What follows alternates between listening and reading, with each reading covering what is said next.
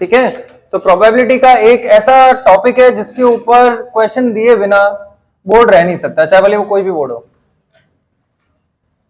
ठीक है, और थ्योरम का नाम क्या है? बेस थ्योरम है। इस बेस थ्योरम से पहले दो टॉपिक है, एक है कंडीशनल प्रोबेबिलिटी, इंडिपेंडेंट इवेंट। ये ऐसे टॉपिक है जो टॉपिक आप खुद से भी पढ़े तो कर सकते हैं, ज्यादा डिफिकल्ट क्वेश्चन नहीं है, एक एक फॉर्मूला के ऊपर डिपेंडेंट है। जैसे कि probability of A by B जो होता है वो probability of A intersection B upon probability of B होगा, और इंडिपेंडेंट इवेंट जो होगा उसका फॉर्मूला ये होता है। ये हम लोग पहले भी पढ़ चुके हैं, आप कहेंगे तो मैं एक एक बार फिर से रिवाइज करवा दूंगा, कोई दिक्कत नहीं है, बहुत छोटे छोटे से टॉपिक है लेकिन ये हाथी है। समझ में आया? ये इसका क्वेश्चन आता है, समझ में आई बात? चाहे केस स्टडी में आप लोग देख ही चुके हैं, केस स्टडी में पूछा जाए चाहे डायरेक्ट पूछा जाए। सीबीएसई के आरबीएसई के जो सैंपल पेपर है उसके अंदर अभी कल ही मैंने क्वेश्चन देखा था, वो ट्रांसफर्ड बॉल वाला क्वेश्चन था। अगर आपको बोला हो तो मैंने बताया था दो क्वेश्चन है जो आपके एक एनसीईआरटी में कि एक बॉल ट्रांसफर हुई है एक बैग से, मिसलेनियस का क्वेश्चन है, और मैंने आपको एक वाला और दो वाला दोनों करवाए थे, तो वो क्वेश्चन दे रखा है।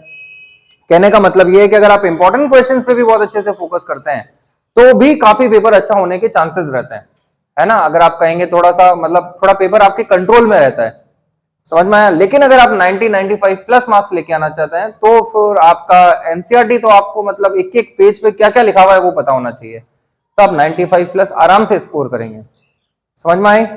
करेक्ट है? हाँ, बाकी जो चीजें हैं जो आपको बताई जा रही है आप उनको फॉलो करिए। वैसे कि जैसे आज हम लोग जो टॉपिक पढ़ रहे हैं उसका नाम है बेस थ्योरम। बेस थ्योरम कब लगाया जाता है ये एक बहुत बड़ा क्वेश्चन है, बच्चे बहुत कंफ्यूज होते हैं, सर हमें पता ही नहीं चलता कि बेस कब लगानी है।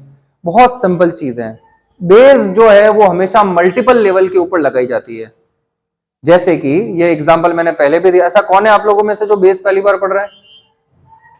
एक अकेले आप ही हैं, दो जने हैं, और आप लोगों ने सब लोगों ने पढ़ रखा होगा। तो जो बेस थ्योरम है उस बेस थ्योरम में सबसे पहले मतलब बेस जो है मैथमेटिशियन उन्होंने ही ये टॉपिक स्टार्ट किया था, उन्होंने ही एक्सप्लेन किया था, इसी वजह से उनके सम्मान के अंदर ये मैं निकाल दूं तेरे को क्लास आज के बाद, वीडियो देख लेना।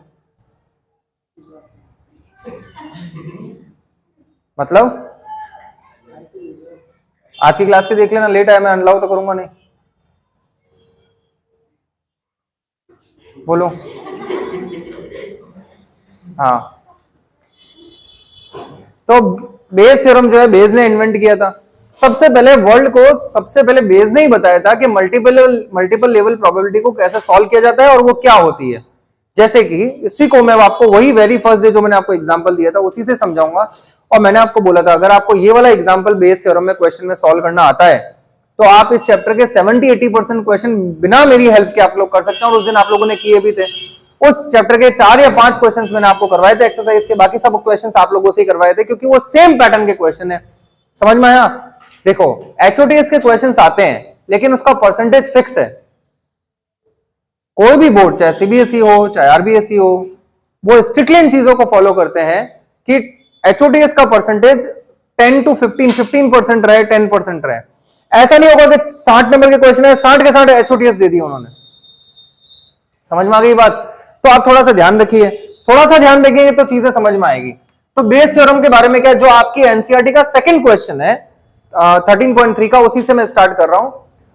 13 क्वेश्चन में क्या है, क्वेश्चन के साथ समझोगे तो अच्छे से समझ में आएगा। तो पहले आप एक चीज समझ लीजिए, क्या कि सबसे पहले बेस ने क्या किया, इस चीज को समझाने के लिए उसने दो बैग लिए। मैं पहले एक रैंडम एग्जांपल ले रहा हूं। उसने एक को बैग ए नाम दे दिया, या एक को बैग फर्स्ट नाम दे दिया, एक को बैग सेकंड नाम दे दिया।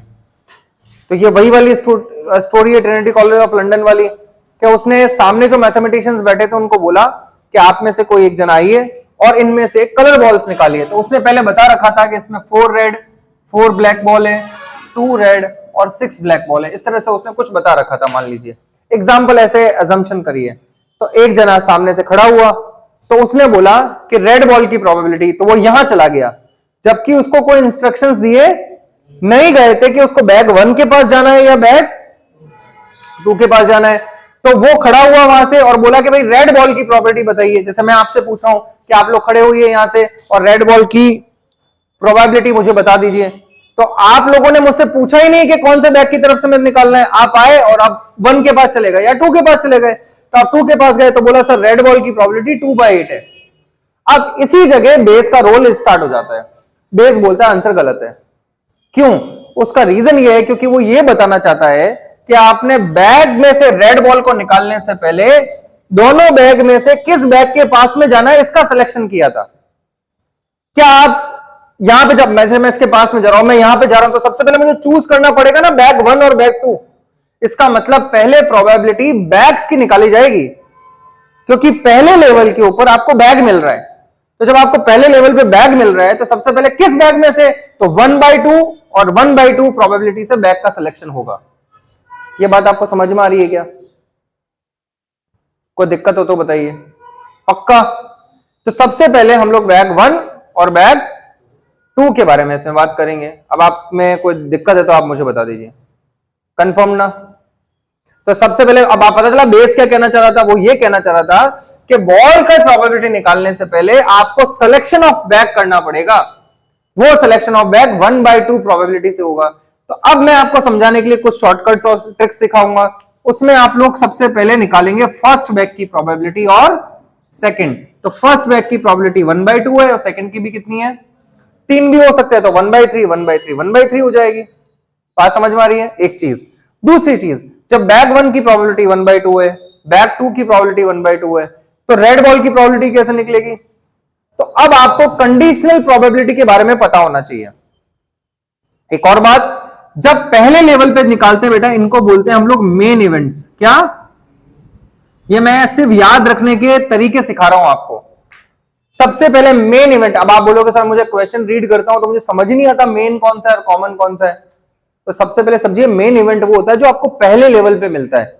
जैसे अगर मैं आपको बोलूं कि आप नीचे से, बिल्डिंग है हमारी, मैं बोलूं कि आप नीचे से चढ़िए ऊपर और एक रूम में जाइए, तो आप क्या बिना बिल्डिंग में चढ़े, या 5 रूम है, या मैं बोलूं मेरे रूम के अंदर बैग पड़ा लेके आओ, तो आपके सामने 3 रूम बैठे पड़े हैं, तो आप बिना रूम का सिलेक्शन किए घुस जाओगे क्या? सबसे पहले आपको कितने रूम फेस करने पड़ेंगे? 3। अब आप उस 3 रूम में से मेरे वाले रूम में जाओगे, तो आप जब मेरे वाले रूम में जाओगे तब आपने मेरे वाले रूम का सिलेक्शन किया 1/3 के साथ में। बात समझ में आई? तो बैग का सिलेक्शन करने से पहले आपको रूम का सिलेक्शन करना पड़ेगा। तो जो पहले क्रिएट होता है उसको क्या बोलते हैं? मेन इवेंट्स बोलते हैं। याद रखने का तरीका है ना। अब बात आती है प्रोबेबिलिटी किसकी पूछी जाएगी, तो आपको बोला जाएगा रेड बॉल की प्रोबेबिलिटी। अब ये गड़बड़ है, तो मैं क्या बोलूंगा, जैसे प्रोबेबिलिटी ऑफ रेड बॉल, तो आप बोलोगे कि सर वो तो फर्स्ट के पास भी जा सकता था और किसकी, तो कैसे पता लगाएंगे? तो प्रोबेबिलिटी ऑफ रेड बॉल और डिवाइड करके 1 कर देंगे। ये हम सामने वाले एग्जामिनर को समझा रहे हैं और ये लिखने का तरीका है कि probability of red ball from the bag number first, तो इसका मतलब इसकी प्रोबेबिलिटी 4/8 होगी। समझ में आ गई बात? और इसी को कंडीशनल प्रोबेबिलिटी कहती है। याद रखिए कंडीशनल प्रोबेबिलिटी क्या होता था, जिसकी प्रोबेबिलिटी निकालनी है वो हमेशा इवेंट ऊपर आता है, और जिसका जो इवेंट हो चुका है, जो इवेंट अकर्ड बोलते हैं ना, event has been occurred, the event has been happened, और जो इवेंट गिवन होता है वो कहां आता है? नीचे। और जिसकी भी प्रोबेबिलिटी निकालनी होती है वो हमेशा कहां आता है? ऊपर की तरफ आता है। बात समझ में आ रही है? आपको दिख रहा है अच्छे से? ये सामने आ रहा है? आपसे पूछूंगा। हाँ ठीक है, ठीक। हाँ क्लियर है? Probability of red ball. अब आप बताइए, आप बोलोगे सर ब्लैक क्यों नहीं निकाल रहे हैं? सुनिए, इसी को क्या बोलते हैं? Common event. Common event, common का मतलब ही होता है, क्रिकेट खेलते कॉमन नहीं होता जो दोनों में खेलता है। सीधी सी बात है, समझिए।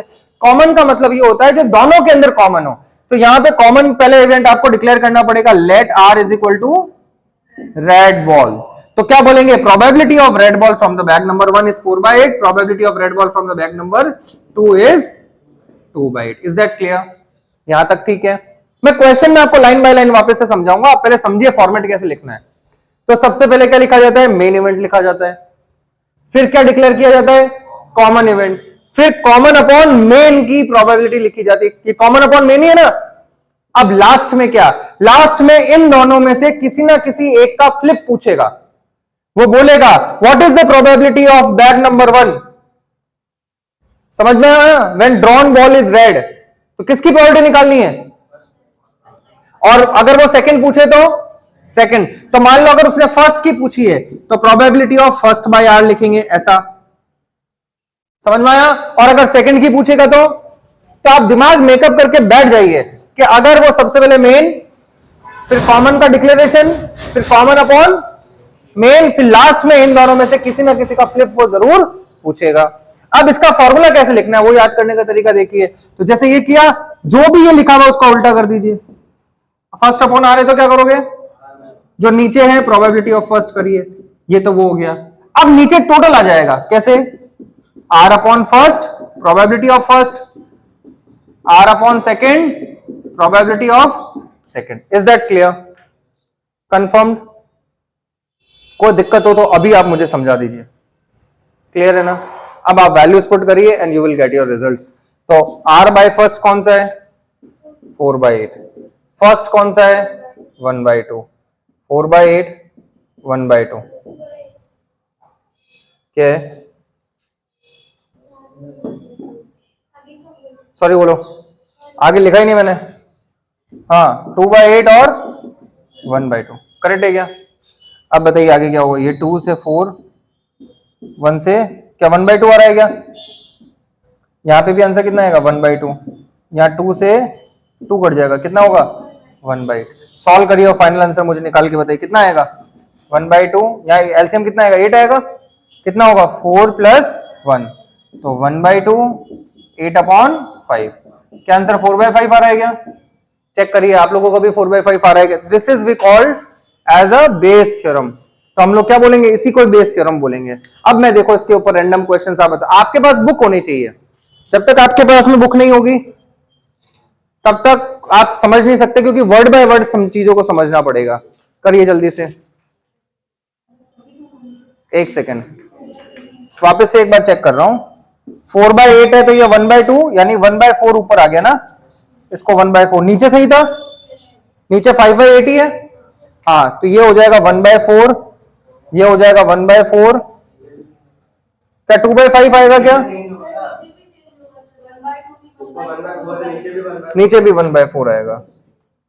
तो हमारे पास आंसर में क्या ये 2 + 1 होगा क्या? चेक करिए, फाइनल आंसर लिख रहा हूं 1/4 8/3। आंसर कितना आ रहा है? ये हमारा फाइनल आंसर है। एक बार वापस करेक्ट कर लीजिए, नहीं तो कैलकुलेशन चेक करिए वापस से। समझ में आया ये? ठीक है, सिर्फ प्रैक्टिस पॉइंट ऑफ व्यू से देखते हैं। क्वेश्चन नंबर 2 से स्टार्ट कर रहा हूं मैं, क्योंकि जो मैंने समझा अब आप खुद फील करिएगा इस चीज को कि जो आपको बताया गया है। अच्छा भूलिएगा मत, सब लोग इधर ध्यान दीजिए मेरी तरफ। सबसे पहले क्या होगा, मेन इवेंट, फिर कॉमन इवेंट, फिर कॉमन अपॉन मेन, और दोनों में से किसी ना किसी का फ्लिप। अब ये देखिए, पढ़िए क्वेश्चन, पहले पूरा क्वेश्चन आराम से पढ़िए। अ bag contain 4 red and 4 black ball. ये वाला ही है क्या यार, मैंने वही दे दिया गया। लो चलो कमाल बात है, देखा वही क्वेश्चन करवा दिया। मैंने बुक भी नहीं खोली थी, कभी कमेंट किया, कभी नहीं किया। अरे भाई मजाक कर रहा हूँ, याद था क्वेश्चन इसलिए। हाँ तुम लोग बोल नहीं रहती देर से कि सर आपने क्वेश्चन करवा दिया, मुझे खुद को ही बोलना पड़ा, क्या करें। हाँ जी चलिए, वही क्वेश्चन है, कंफर्म। तो सेम क्वेश्चन है। चलो इसका और एक और कोई दूसरा क्वेश्चन, थर्ड क्वेश्चन स्टार्ट करते हैं। अच्छा एक और बात मैं आपको बताना भूल गया, ये एक्सरसाइज नंबर 13.3 का क्वेश्चन नंबर 2 तो थर्ड है। सुनिए, कई बार आपके सामने ऐसा होगा जब आप ब्लैंक हो जाएं कि आपको ना, मतलब मैं तो बोल दिया कि भाई आप फर्स्ट लेवल पे जो मिले वो मेन है, सेकंड पे जो मिले वो कॉमन है, ऐसा करके बोला मैंने आपको। लेकिन कई बार आपके सामने ऐसा होगा कि आपको समझ में नहीं आएगा कि मेन कौन सा है और कॉमन कौन सा है। तो उस सिचुएशन में जहां पे ये लिखा हुआ हो what is the probability of, तो जिसकी प्रोबेबिलिटी पूछी है समझ लीजिए वो one of the main event है। समझ में आया? अब आपको बोला गया व्हाट इज द, इसमें भी पढ़ी इस क्वेश्चन में सेकंड में किसकी प्रोबेबिलिटी पूछी लास्ट में, what is the probability first bag. तो आप समझ लीजिए फर्स्ट बैग मेन इवेंट है, तो अगर फर्स्ट बैग मेन इवेंट है तो सेकंड बैग भी मेन इवेंट है, तो फिर कॉमन कौन सा हो गया, रेड बॉल। तो मैं ये नहीं बोल रहा हूं कि आप रटे, लेकिन हाँ एक बार थोड़ा आइडिया हो जाता है क्वेश्चन को रीड करते वक्त। अब आप जैसे इस क्वेश्चन को ही पढ़िए, आप मुझे बताइएगा, of the student in a college it is known that 60% reside in a hostel. एक कॉलेज है जिसमें 60% बच्चे हॉस्टल में रहते हैं, एंड 40% डे स्कॉलर्स है। समझ में आया? जो ऐसा समझ लीजिए जैसे इसने लिखा भी है हिंट के अंदर कि वो हॉस्टल में नहीं ले रहे हैं, समझ लीजिए। अब प्रीवियस ईयर रिजल्ट्स, मतलब 100 बच्चे हैं तो मान लीजिए 60 बच्चे हॉस्टल में रहते हैं, 40 बच्चे बाहर रहते हैं।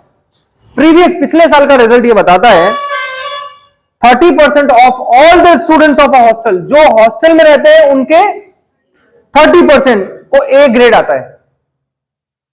और जो 20% डे स्कॉलर्स है, अब सारे डे स्कॉलर्स नहीं, जो डे स्कॉलर्स है उनका 20% जो है वो ए ग्रेड अटेंड करते हैं। End of the year one student is chosen at random what of college and he has an grade A, what is the probability student is a hosteller? बताइए main event क्या है? नहीं भी समझ में आए तो देख लीजिए किसकी प्रोबेबिलिटी पूछी है। तो सबसे पहले देखिए कैसे लिखेंगे, प्रोबेबिलिटी ऑफ हॉस्टलर कितनी है, प्रोबेबिलिटी ऑफ डी, देखो डे स्कॉलर को मैंने डीएस कर दिया 40/100। अच्छा बताइए आपको क्या लगता है इसमें कॉमन इवेंट क्या है? एक। अब आप इतनी बुद्धि काम कर ही रही होगी, वो इतना लैंग्वेज से समझा ही रहा है, ए ग्रेड कर लीजिए। अब बताइए इसको कैसे लिखूंगा? पहले main, common, common upon main, A upon H, correct है क्या? A grade from the hosteller, A grade from the day scholar. तो बताइए ए ग्रेड हॉस्टलर ने कितने लोगों ने किया था, और ए अपॉन डीएस 20%। समझ में आया क्या? अब इन दोनों में से किसी ना किसी का फ्लिप पूछा है, बताइए किसका पूछा है? हॉस्टलर का। तो क्या एच अपॉन ए होगा क्या? अब इसका फॉर्मूला कैसे लिखूं बताइए? A upon H, probability of H, A by D S. क्या सारी वैल्यूज पुट करिए, क्या होगा? 30/100, 60/100, 30/100, 60/100, 20/100 और 40/100। इन सबको सॉल्व कर लीजिए, you will get your results. 9/13 जैसा आप बता रहे हैं, मैंने वेरीफाई नहीं किया है, बाकी सब अपना अपना आंसर वेरीफाई करें। बताइए समझ में आया क्या ये? बोलिए। हाँ जी। हाँ, क्योंकि हम लोग प्रोबेबिलिटी सिर्फ हॉस्टलर की निकाल रहे हैं, ऐसा लिखा हुआ है, ये लिखा ना ए बाय एस लिखना है, इसी वजह से 30% निकाल रहे हैं। टोटल होता तो फिर वैसे निकालते हैं, हम यहाँ पे पूरा स्पेसिफिकली बता रहे हैं उसको कि ये जो हम लोग ए ग्रेड वाले हैं वो सिर्फ हॉस्टलर में से ही निकाल रहे हैं। तो हॉस्टलर के अब हमारे लिए टोटल स्टूडेंट नहीं है, अब हमारे लिए वही स्टूडेंट है जो सिर्फ हॉस्टल में रहते हैं। हाँ, अब आप फिफ्थ अभी मत करिएगा, फोर्थ अभी मत करिएगा, वैसे आप फोर्थ क्वेश्चन इंपॉर्टेंट मार्क करिए, फिफ्थ इंपॉर्टेंट मार्क करिए। आप क्वेश्चन नंबर 6 से स्टार्ट करिए वापस से। 6 क्वेश्चन नंबर 6। क्या टाइम हो गया अभी? 35। फटाफट करिए। क्वेश्चन नंबर 6 आप खुद से करके बताइए मुझे। तो आप इस क्वेश्चन को भी इंपॉर्टेंट मार्क कर लीजिए, 6। अब देखिए पढ़िए, पहले क्वेश्चन रीड करते हैं, page number 432। 3 coins, there are 3 coins, 3 तरह के कॉइन है, तो मैं 3 कॉइन बना लेता हूं यहां पे, पहला, दूसरा और तीसरा, 3 कॉइन है। First is two headed coin. Two headed coin एक ऐसा कॉइन होता है जिसके दोनों तरफ हेड होते हैं, कुछ भी उछालो हेड ही आना है। Another is biased coin. Biased coin यहां जानते हैं? बायस्ड का मतलब क्या होता है? ऐसा कॉइन, जैसे मान लो मैं टॉस कर रहा हूं और हेड आ रहा है या टेल आ रहा है, मैं अपने मन का कोई आंसर बताता जा रहा हूं, समझ में आया? तो उसने बोला कि बायस्ड कॉइन है। बायस्ड नहीं जानते ना, बायस्ड, अनबायस्ड।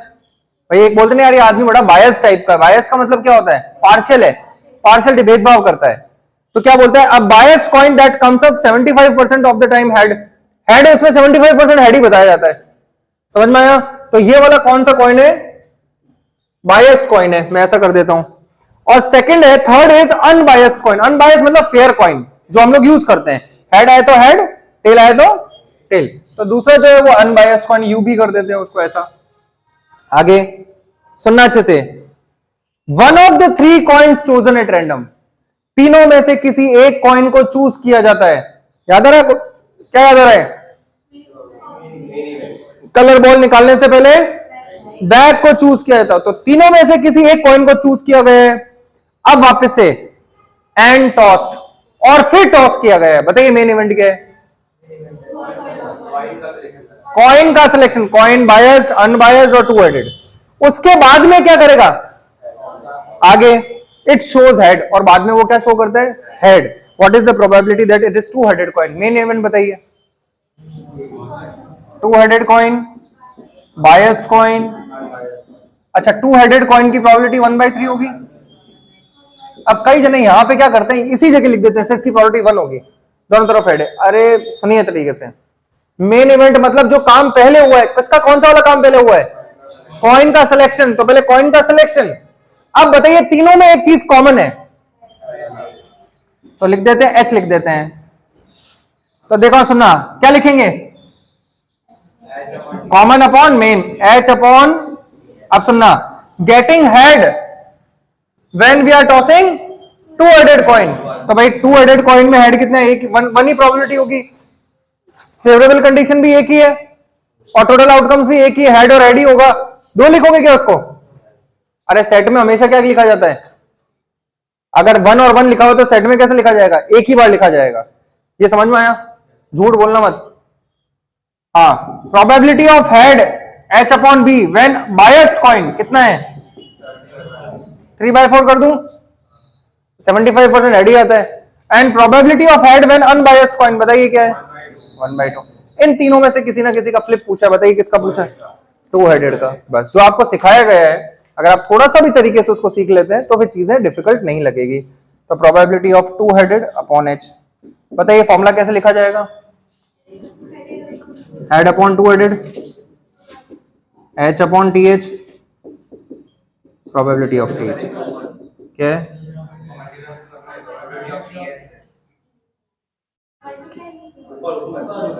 हाँ, ऊपर भी बिल्कुल टी एच से मल्टीप्लाई होगा।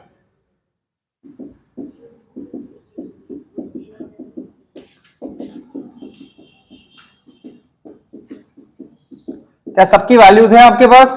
Put all the values into the T H upon H formula, और जैसे ही आप वैल्यू पुट करेंगे, बेटा देखो समझ में आ रहा है क्या? पक्का? कोई डाउट कैरी मत करिएगा। आज हम लोग बेसिक लेवल के क्वेश्चन कर रहे हैं, नेक्स्ट क्लास में फिर एचओडीएस करेंगे, है ना, जैसे ट्रांसफर बॉल वाला है, ये सारे जितने भी क्वेश्चन हैं वो। इसके बाद में मैं 3D ले लूंगा चैप्टर, फिर आप बता देना कौन सा लेना, भगवान जाने। फिर टाइम ही नहीं बचेगा, चले जाएंगे फिर घर सब हम लोग एक दिन। तुम्हें वंदे मातरम माला चढ़ा के आ जाना।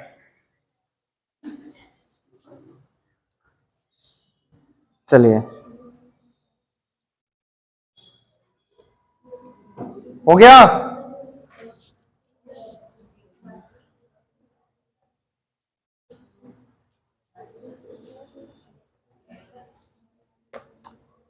आप क्वेश्चन नंबर 8 स्टार्ट करिए सभी लोग, अब जिसने ये कर लिया है। 8 क्यों, 7th करिए।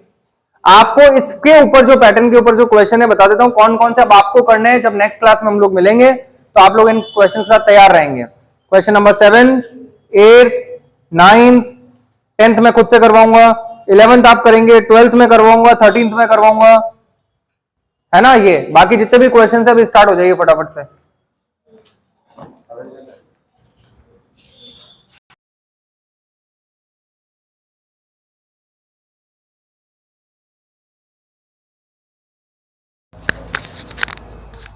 सेवेंथ देखिए, सेवेंथ में क्या है कि एक इंश्योरेंस कंपनी है जिसके पास में 2000 स्कूटर्स ड्राइवर है। वो कितने हैं? और कार ड्राइवर्स कितने हैं? 4000 है। और ट्रक ड्राइवर्स कितने हैं? कितने? 6000 है। टोटल कितना हो जाएगा?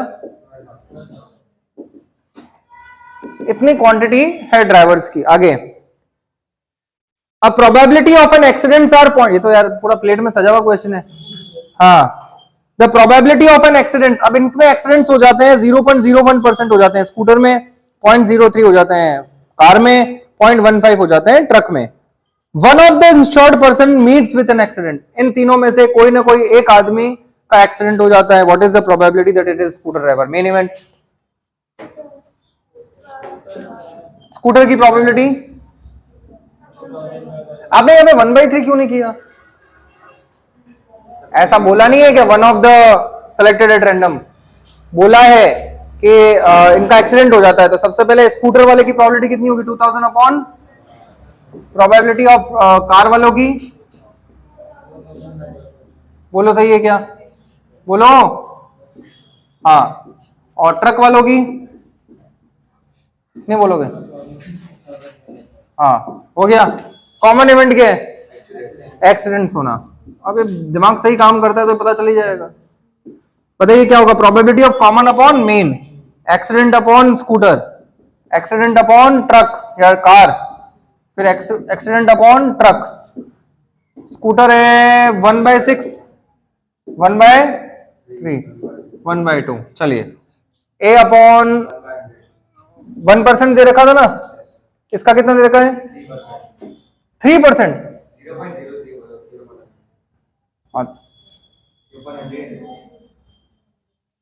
यार क्या बोल रहे हैं?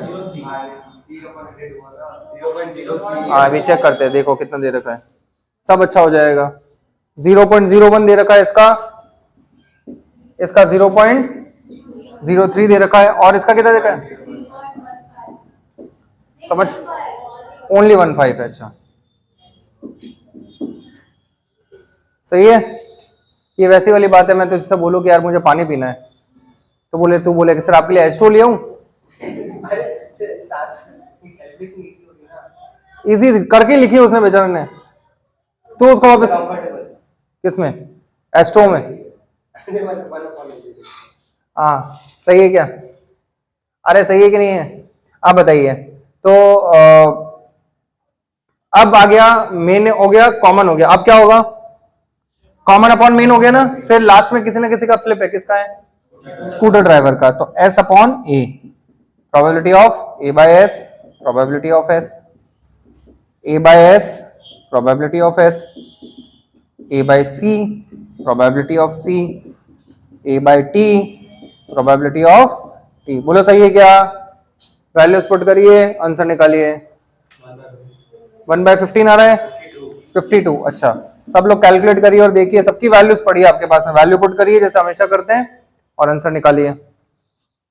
एक और करते हैं। और कौन सा करने को बोला मैंने आपको? 8th आप लोग ही कर लीजिएगा। मैं आपको एक क्वेश्चन करवा देता हूं, 10th वाला इंपॉर्टेंट क्वेश्चन है, question number 10। It is very important question. मतलब इंपॉर्टेंट का मतलब डिफिकल्ट नहीं होता है, इंपॉर्टेंट का मतलब जो सीबीएसई के अंदर कई बार आ चुका है उस हिसाब से कैटेगराइज किया जाता है। ये तो मिटा दो सारा खेल।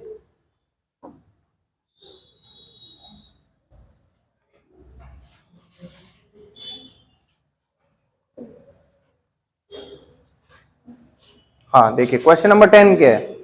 क्वेश्चन नंबर 10 है, suppose the girl throw a die. एक गर्ल है, वो डाई को थ्रो करती है। इफ शी, अच्छा क्या क्या आ सकता है बताइए? 1 2 3 4 5 6 सब आ सकता है। अब इफ शी थ्रू, क्या बोला हुआ है? 5 और 6। अगर वो उसके 5 और 6 आता है, she tosses a coin 3 times. तो वो बोल रही है कि वो कॉइन को 3 बार टॉस करती है। 3 बार कॉइन को टॉस करने का सैंपल स्पेस कितने होते हैं? भगवान जानता है। ऐसे ही बताया था मैंने। कॉइन के लिए फॉर्मूला होता है 2 की पावर n और डाइस के लिए 6 की पावर n। तो 3 बार, तो मैंने 3 कॉइन वाला आपको ऑलरेडी सिखा रखा है। पहले क्या करेंगे? 2 कॉइन वाला 2 बार लिख लीजिए, सही है। फिर 4 टाइम्स h, करेक्ट। अब देखिए आगे क्या बोला?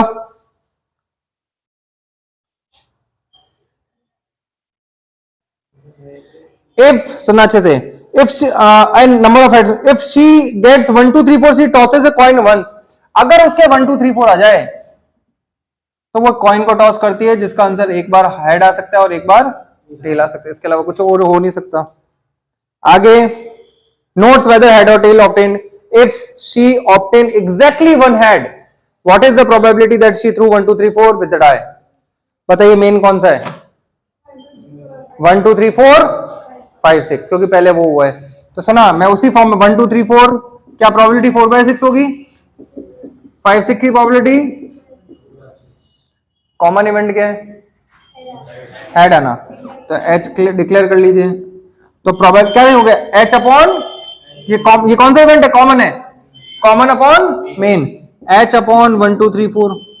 कितनी प्रोबेबिलिटी है? 1/2 है क्या बताइए? अरे 1 2 3 4 आए तो हेड की प्रोबेबिलिटी कितनी है? एंड प्रोबेबिलिटी ऑफ 5 और एच अपॉन 5 6। हेड आ रहा है जब 5 6 के, तो एग्जैक्टली वन हेड की चाहिए ना, एग्जैक्टली 1 हेड। तो एग्जैक्टली 1 हेड के कौन कौन से केसेस? एक ये रहा, एक ये रहा, एक ये रहा। कितना है प्रोबेबिलिटी? अब इन दोनों में से किसका फ्लिप पूछा है? 1 2 3 4। तो बस फॉर्मूले में वैल्यू पुट करिए।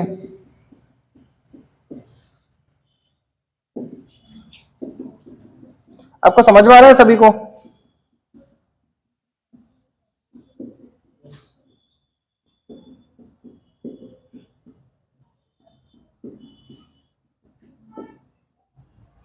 वैल्यू पुट करिए, आंसर निकालिए।